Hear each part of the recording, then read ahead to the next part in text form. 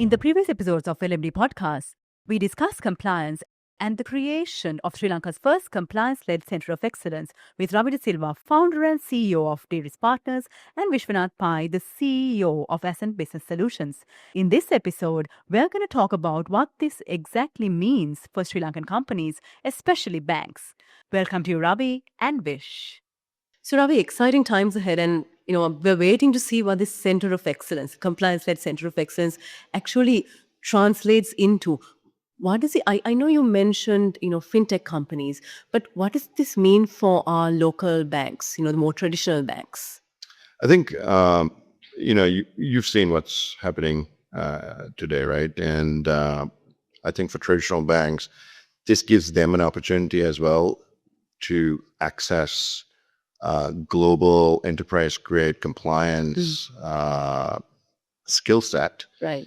at local prices.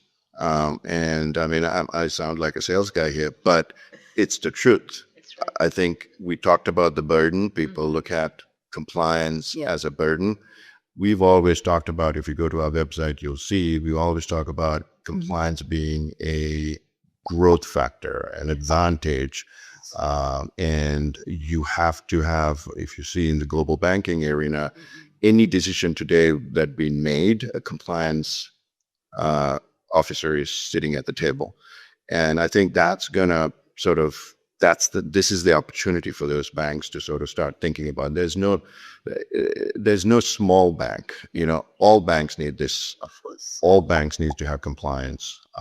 And I think with us coming here with the partnership, bringing global expertise at local fees, so you're not going to be paying Phenomenal. Yes. international consulting fees. And this is one of the reasons that we bought it here.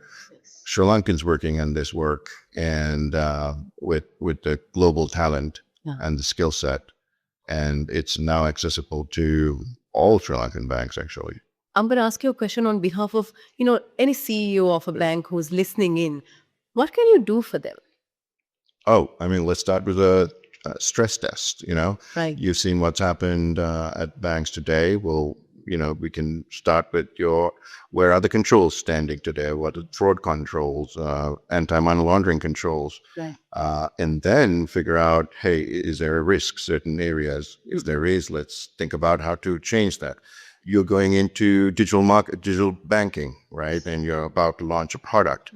Let's have a conversation. Give us a call, and we can be that sounding board to help you sort of navigate through potential fraudulent activities. Now, it doesn't always have to be international fraud. Local fraud happens all the time, which is what happened. That happened, yes.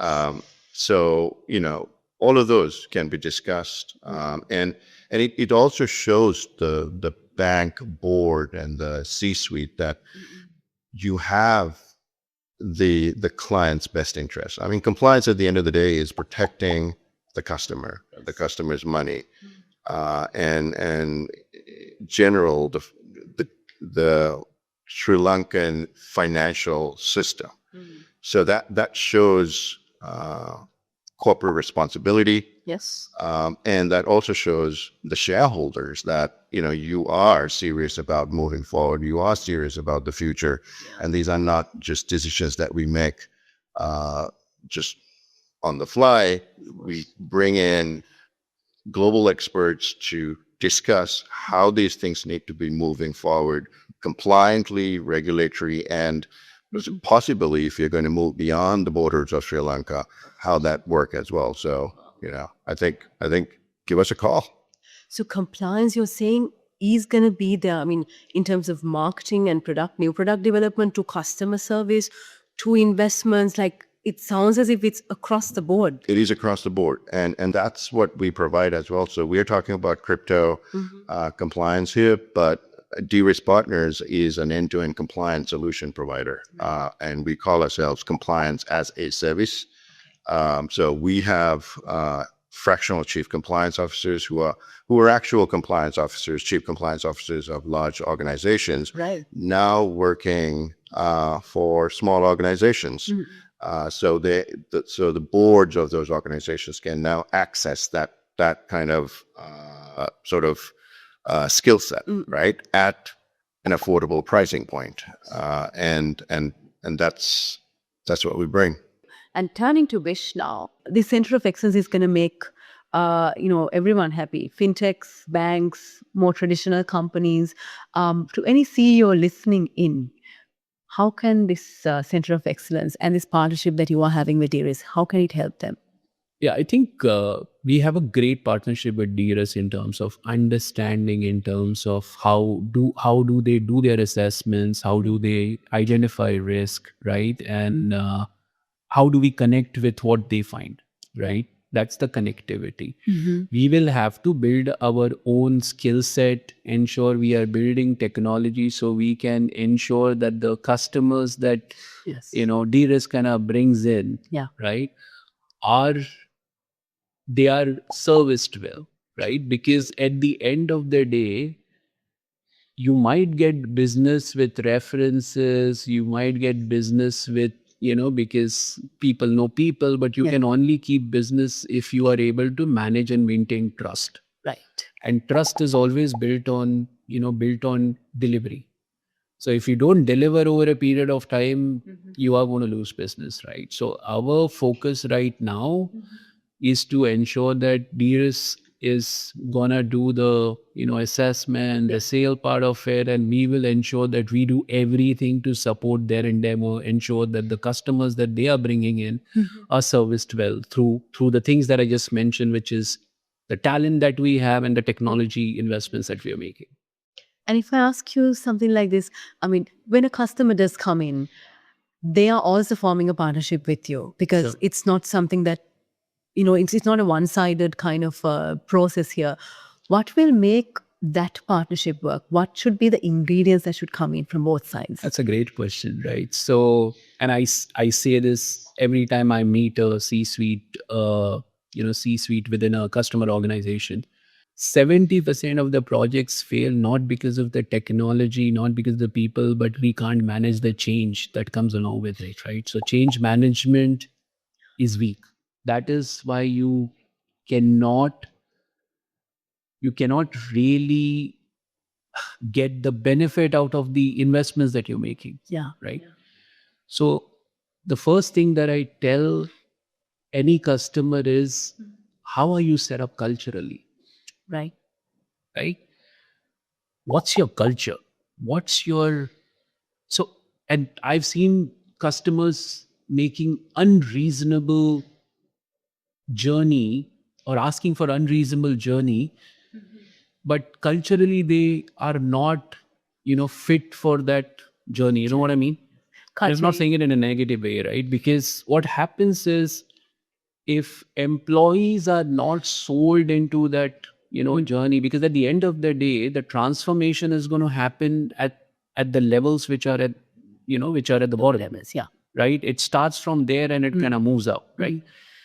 What we see is organizations are thinking at transformation at the top, but they haven't culturally integrated, the other layers into that journey. Right. So that, I think, is the first thing that I ask any customer. As an organization, are you really there? Right. Second part of it is, and again, it's part of the culture, but how are you digitally, enabled, right? Because sometimes people want to, do transformation in a very compressed way. They want to maybe compress something which can be done in 24 months and 6 months, right? And for that speed to be attained, you need everybody to be running at the same speed, right? So I think if you do not have a digital core, it becomes very difficult to build technology over that digital core. So that assessment is created, right? Third thing, which is very, very important, is how much of a variation do you have in your business processes, right? Which I think is a very understated requirement, right? But if you have multiple variations and your knowledge is very tacit in nature, it's not documented, you don't know for customer A, I'm doing it this way. For customer B, I'm doing it the other way. Within customer A, I'm doing it in certain people are doing it in this way. Certain people are doing it in another way. Right. To kind of codify that into a single linear workflow is going to be very, very difficult, because that's the starting point, right? Now your transformation, Yeah. think of it being one thread. Now you are now doing 7 or 8 threads. And that should not be the goal anyway. Exactly. So, but I'm saying that if these are not prerequisites to your journey, Right. then you're running in a very wrong lane, right? And success might come in, but it will be delayed. Right. You will start, stop, change lanes. Yes. You will go all over the place before you finally figure it out. But if you start with this, maybe it takes some time. You might be able to invest, at the start in 6 months before you actually undertake that journey. So I think that's very important, because today we see that people don't have time. They feel that everything needs to happen as of today without knowing what's happening in the ground. So I think that assessment is very, very important before we take that journey. Now, two-way street for sure. And it's going to be a partnership, right, between you and the banks. Yes. What will really make this partnership work? Yeah, I think that's a great question, right? Compliance, you can't just sell compliance, and you can't just talk about compliance if there's no trust, especially as a provider. The bank, I have to win the bank's trust. Yes. And when I was in the bank's seat, and when we were hiring compliance, when we were hiring consulting firms, I always went to the relationship, and we hired based on the relationship. And it's not the cost really. It's a matter of, do I trust this guy's advice, and does he have the right credentials to back it? So I think in terms of partnership, that partnership needs to happen with the C-suite of the bank. Yes. And full commitment of the bank too, right? So if you're going to come partner up and start cutting corners and saying, hey, let's not do this now, let's just wait. If it becomes a problem, let's do it. Yeah. I think that's not the right way to go, because then that's when you hit roadblocks, and then you start scratching your head and going, and you lose, investment. You lose customer time, trust. Trust. Right. That's the main thing, right? You lose your credibility as a safe financial institution. So I think the most important thing to work for that relationship is the commitment from the C-suite. And being able to trust your vendor, whether it's de-risk partners or whoever it is, be able to trust them and have that full commitment. If you're engaged, just don't half-ass it. Sorry for my French, but It's like a mindset change from being reactive to proactive. Yes. Right. I know right now Sri Lanka has enough reasons why that mindset change should happen. Yeah. But anything that you want to add to why we should be more proactive? I mean, we always think that, we're talking about Sri Lankan rupees and the banks are not big enough. If you really look at the assets under management under some of these banks, they're pretty big. And that's the size of banks that we service in the US, in the EU. We don't service the big four banks. We worked on those banks, and we used to run those, but now we service that size banks, and Sri Lanka has many of those. And if you're not going to take it seriously, and to your point, be proactive about this, you are sitting on a minefield. Exactly. And like you saw what happened recently, and it's not something that happened just overnight. It's been happening for years, and that's just one example. This has happened before in Sri Lanka at international banks in large scale. So that control issue has been there. Yeah, I think the risk is real, right? I think the first part of it is sometimes we ignore the risk for short-term gains, right? So first thing we need to realize is the risk is real. The risk will continue to be there. It will continue to be elevated. Right. You would see cyber threats being quadrupled over a period of time. AI is just not being used ethically to avoid it is also being used to generate cyber threat, right? Threat actors. So the risk is real is the first message. Second is, unless and until you figure out the universe of that risk, you will not be able to mitigate it, right? So I think that is where de-risk comes into the picture, where they can apply the control and the framework and the assessment to figure out what that risk looks like, right?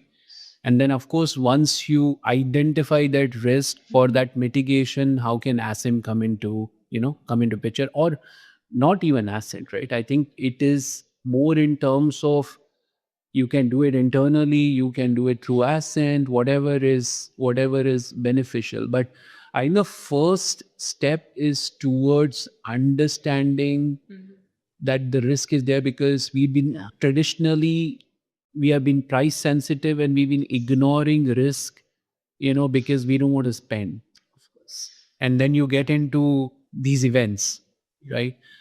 So the risk is real, and it is something that we will need to kind of think through in terms of how do we really mitigate it, right? And that is where I guess de-risk in asset will come into pitch. And the time is now. Time is now. Time was yesterday.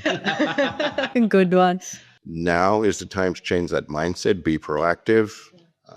Let's get innovative, and compliance is no longer your daddy's compliance, if you want to put it that way. It may not sound sexy, Yes. but it can become sexy. Exactly. Because you are now going to be dealing with new products, new digital assets coming into the market. You need real controls and risk management, compliance risk management to succeed. Not a want anymore, it's a need. It is a need, Wow. definitely. Ravi, we're really looking forward to how things work out, and we wish you all the very best. Thank you. And looking forward to hear about Sri Lanka's first compliance-led Center of Excellence coming into play. Looking forward to coming back and talking to you about it. Congratulations and all the best to you. Thank you. Thank you very much, Ravi and Vish, for giving us a very insightful and very interesting, information-laden podcast. Really enjoyed talking to you. Thank Thank you you. very much. Stay tuned for more chat on LMD Podcast.